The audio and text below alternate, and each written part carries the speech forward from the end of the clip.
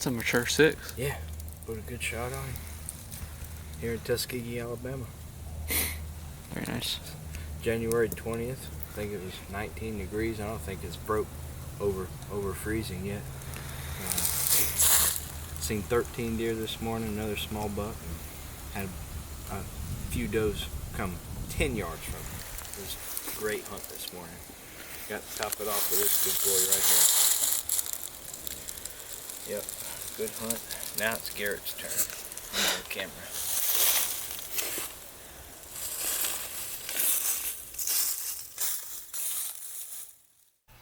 How's it going, guys? It's Garrett with Gulf Coast Angling.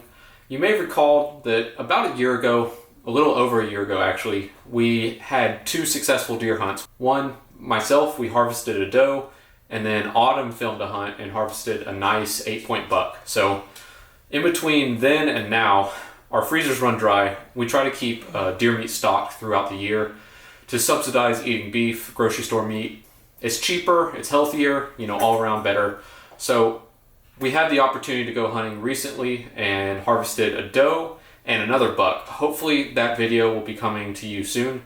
But in any case, in advance of that, I wanted to prepare a recipe that's rather unique. I haven't seen anything like it on YouTube or online. I think everyone's going to enjoy it. So with deer, you have a lot of lean meat. You don't have really big select cuts of meat like you do with a cow. But one select cut of meat is both large and tender, and that's the backstrap. So the backstrap's anywhere from about 12 to 18 inches and, pretty good circumference. So it's going to give you a decent amount of meat, and it's very, very quality meat. Not much silver skin, not much fat, very tender overall. What we're going to do with the backstrap is actually prepare a Redneck Wellington. So if you're familiar with a beef Wellington, it's a Chateaubriand / beef tenderloin. It's wrapped in prosciutto with duxelles as sort of a additional seasoning, and then all of that's wrapped in a puff pastry. We're going to modify that to fit sort of this wild game variation, this redneck variation. What we're going to do is we're going to take our backstrap, wrap it in bacon. We're still going to keep the traditional duxelles, but instead of French mushrooms, we're using American mushrooms, keeping with the standard mixture there. Instead of white wine, we're going to use some bourbon.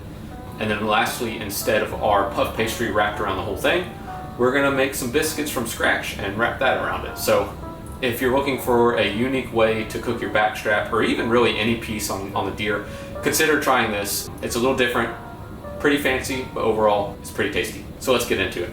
I'm not being hyperbolic when I say this is take 100 of this voiceover, but let's get started. This is our biscuit puff pastries. That's the first thing we want to prep. In order to do that, we need type 00 flour. This makes a light crumb that's on par for Southern biscuits, and you can buy it on Amazon or really any online retail shop. We're going to add 2 cups of the type 00 flour to a food processor before adding 2 tablespoons of baking powder. I know that sounds like a lot of baking powder, but that also is essential to get the light crumb of biscuits and the malleability of puff pastries. We're adding 1 tablespoon of salt to that before blitzing it together very briefly to mix and incorporate. My food processor has an attachment where I can grind up food items such as butter, and I'm using that to add 1 stick of butter to the mixture. We're looking for a soft, sandy-like texture once the butter is added.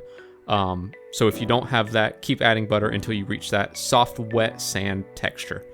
Once all that is done, we're turning out the mixture onto a flat surface and adding 1 cup of buttermilk gradually in parts at a time. If you've ever made pasta, this is a similar method to making pasta. We don't want our liquids to overspill our flour mixture, so just keeping it in the confines there, gradually mixing it. You see I'm using a bench scraper to kind of keep everything together. In any case, we're going to work to mix that together gradually until a shaggy dough ball forms.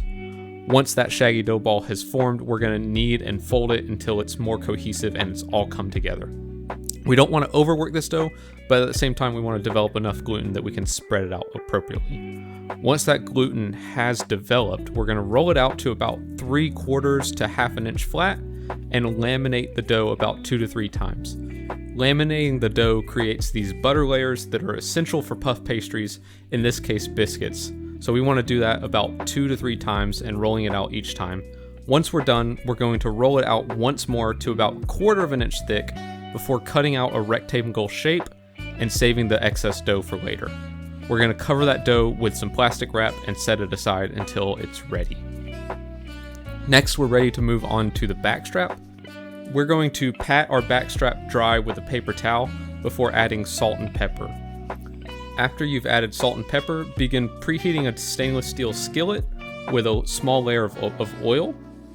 Once the oil is smoking hot, we want to add our backstrap and brown each side. Not very much, about 1 minute per side. We definitely don't want this thing to start cooking. We just want a layer of brown on the outside for texture purposes. Once every side is browned, we're going to set that aside, just like we did the dough. After we've browned the backstrap, we're ready to make the duxelles. So the duxelles are standard with every Wellington. It is a mixture of white mushrooms and shallots.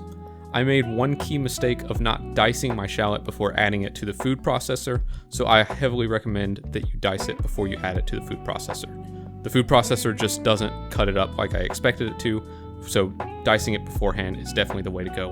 In any case, we're adding 1 shallot diced and 1 pound of white mushrooms to a food processor, and we're going to blitz that several times until it's finely chopped. Once it is chopped, we're going to add that to the skillet that we used earlier with the backstrap and sweat this mixture for about 5 minutes. You'll notice that the mushrooms and the shallots will begin to release moisture. We're going to sweat it and evaporate some of that moisture before adding our bourbon. So the bourbon comes in lieu of the white wine. And one thing that we can do with the bourbon is, well, first sample it to make sure it's good. And second, we can flambe with it. Flambeing adds a little bit of smoky flavor to the mix, something that can't be done with white wine. It also allows us to burn off the alcohol just that much faster, so we don't have to wait to burn it off. We can burn it off physically, as you see right here. We're going to keep cooking the duxelles until most of the moisture is evaporated. We don't want excess water in the pan, but nor do we want it so dry that it begins scorching the bottom of the pan. So just keep an eye on it as you continue to sweat that out. While that is occurring, we can prep our bacon to add to the oven. I like cooking the bacon in the oven because it cooks evenly. It doesn't shrivel up or it doesn't curl up like it does in a pan. Once the bacon is browned, we're going to lay each strip out on plastic wrap and begin spreading the duxelle mixtures on top of it. We need to work fast because we don't want the bacon to crisp up, and adding the duxelles will prevent that from happening.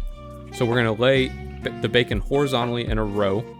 Once that's all laid out and the duxelles are added to that, we're ready to add our backstrap, which has been coated in mustard. And we're going to grab each corner of the plastic wrap and fold the entire concoction up and twist tightly. We want to seal everything up in a nice tight bundled ball before setting that aside for about 20 to 30 minutes. Once it's rested sufficiently, we're finally ready to begin assembling our Wellington. So first, we're going to take our biscuit dough mixture and lay it out flat on a floured surface. We're going to add our bacon wrapped, duxelle wrapped backstrap on top of that.